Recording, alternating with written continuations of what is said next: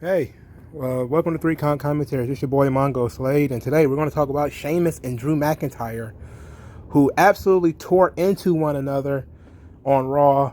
It was amazing. So Drew, his night started with him talking about winning the title back, and he said he wasn't really sure why him and Sheamus were fighting, because Sheamus was his friend for 20 years, and now all of a sudden Sheamus wants to fight. So he kept saying, like, we're going to beat the shit, we're going to beat the crap out of each other, we're going to beat the crap out of each other. After he got into it with The Miz, when The Miz was trying to talk him into helping him in his match with Lashley, which Drew McIntyre is a little too smart for Miz. He outsmarted The Miz, and he wasn't going to get involved because he knew that Lashley was going to do what Lashley actually ultimately did to Miz. He knew it was coming, so he didn't bother to get involved. He didn't want a piece of that. So thankfully, we were saved by Sheamus coming out, and Sheamus basically said that Drew McIntyre does not care about anybody but himself, and that he's selfish. And they started fighting, just like these guys tend to do. They started fighting, and then they just had this really incredible match. And what made it even better is that they were, McIntyre was actually using some Sheamus moves. Like he used the 10 beats of the Belfry, which was a Sheamus move. He also did the white noise, which is a Sheamus move. He did it from the second rope, I believe it was. And it was very physical, which Sheamus matches are always physical. You can always count on Sheamus to lay the shit in. He's going to lay it in, dog. He's just going to lay his shit in for sure. So McIntyre was, obviously he was standing right there with him. It was fantastic. I even loved the finish. The finish was these two guys were both going for their move at the same time. And the Brogue Kick was countered with a Claymore. And it was an easy, it wasn't an easy match, but it was a sweet finish. McIntyre wins. Sheamus, looked great in defeat. I'm fairly sure they're going to run it back, but run it back when? Because McIntyre wants the WWE title. So this match was excellent. This was a great TV match, and they set up some really good storytelling here, but they also left a little bit to be fleshed out later. We'll get into what I think is going to end up happening later, but I want to talk about like the psychological game that they were doing with McIntyre using Sheamus's moves. And I think that when you look at this, you have I've been saying it a lot. I feel like I've been saying it too much. I've kind of been spamming this concept, but it's like the mirror. You have two warrior guys. McIntyre is the Scottish warrior, and Sheamus is the Celtic warrior. So you're talking about two guys who are essentially operating in the same space. It's like a duel between samurai. Like you have this samurai duel where they both understand where the other one is coming from. And they've had this relationship going back, way back, 20 years.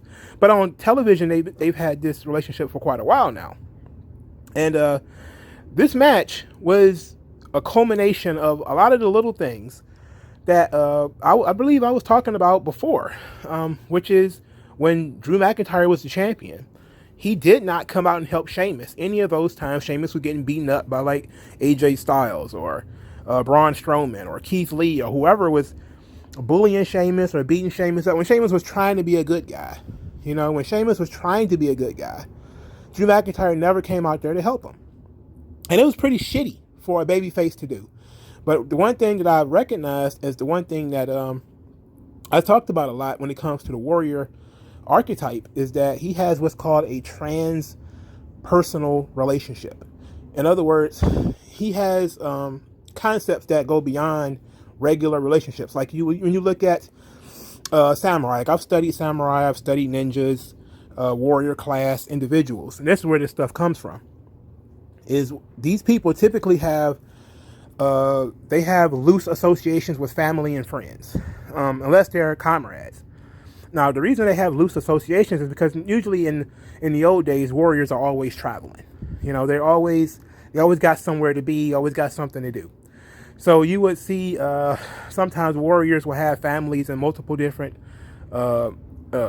like multiple different villages or whatever the case may be. They will build like they would have like women of the night or something. Like if you ever seen like Spartacus, right? The Stars TV show Spartacus, which is about gladiators and all that type of stuff. It was a fantastic show. But it was an interesting dynamic in the show because the guys often, for when they won, they would get whores, right? They would get like these whores. They would bring them wine and women to celebrate. But Spartacus, because his angle was he really cared about his wife, he would never partake in the whores and the wine. And he would drink the wine sometimes to be a comrade, but he was never really into the whores, right? All the other guys were into the whores, you know? But he was different in so much as, and this is what was holding him back from becoming a warrior, right? He was a good fighter, but he wasn't really a warrior because he couldn't let his wife go. He wanted to know where his wife was. That was his motivation. Most of the other guys were separated from their families. They didn't give a shit. And that's actually what the interesting thing is when you started seeing characters develop relationships. They stopped being knuckle dragging beast men and they started being actual people. And typically you will see warriors, they will have these relationships. They will have fleeting relationships because the nation is always more important. The country is more important. The mission is more important. But for Drew McIntyre, being the champion was more important, right? So when you had Drew McIntyre as the warrior archetype, he was not helping his friend Sheamus, even though they were friends for 20 years. He wasn't helping him because being the champion was more important than being Sheamus' friend. And maybe, perhaps, Sheamus should have understood that. Because Sheamus was a former champion too. But it was a different dynamic. You know, so you have Sheamus who's mad, says Drew McIntyre is selfish, that he doesn't care about anybody but himself. And this is the core of what pisses Sheamus off, you know? And it makes sense. But Sheamus, as a character should understand, and so, but to continue on with the whole warrior thing, is that's actually a very interesting scenario. So when you see like warriors in certain media, typically you'll see that they'll have fleeting relationships with people. So it's very rare to see like go to one of my favorite ones, Teenage Mutant Ninja Turtles, right? Like they are all warriors, Michelangelo, Donatello, Raphael, but they have a strong bond. Like the brotherhood is more important, than anything, right? That's very rare but that's part of their mission. Defeating the Foot Clan as a team is part of the mission. It's not an individual mission. It's a group mission, which is why when Raphael darts out and goes out on his own from time to time, he is looked at as being sort of the problem child. It's, because he's putting everyone else at risk because it's a group. It's a group mission. So the transpersonal commitment to nation, country, people, idea, goal, etc., is what drives the warrior forward. Why they don't have long-term relationships.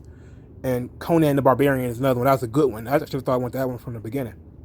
But Conan the Barbarian is a perfect one. Conan is a character who will have multiple different girlfriends or ladies in different stories or whatever. Elric of Melibone is another one. There's quite a few of them like that. You will see the Vegeta from Dragon Ball is a perfect one. Vegeta was a character who for a long time talked about his warrior's pride. He didn't care about Raditz. He didn't care about Nappa. He didn't care about Goku. He didn't care about Earth. He didn't really care about the other Saiyans. He cared about himself and his transpersonal commitment to being a Super Saiyan. It superseded everything, right? It was more important than anything, was him becoming a Super Saiyan. Then when he became a Super Saiyan, it became more important to be better than Goku, right? He just kept having these new goals that was more important than his family, that was more important than his, maintaining friendships, maintaining different relationships. He had these personal goals that he kept creating. It was one thing for Frieza to give him goals. It was another thing for him to create goals. out of nowhere. So this is what you kind of have with McIntyre and Sheamus. Is a situation where Sheamus is looking at it from a perspective of, you should have had my back. You should have been looking out for me. Should have gave me the title shot, the one-on-one title shot that we talked about. You should have made sure it happened. But McIntyre is like, I want to be the champion. You got to take on all comers. And the Chamber was just an opportunity for him to prove that he was, a great champion, which is what he really wanted to do. And this is how we ended up in this situation. So let's talk about where we go forward. So forward, obviously we're gonna run this back. Now the question is, now that Lashley is the champion, do we do Lashley McIntyre at Fastlane? I think the temptation is there, but I think they want to finish up this Sheamus thing first, because Sheamus was promised a title match and by Drew McIntyre, and he didn't get it. I believe well, you can't make Lashley fulfill McIntyre's promise. You can't really do that. But the match was so close between the two, and since there was no dominant winner, you can build up this idea of them just doing it again, But I don't see how you get there.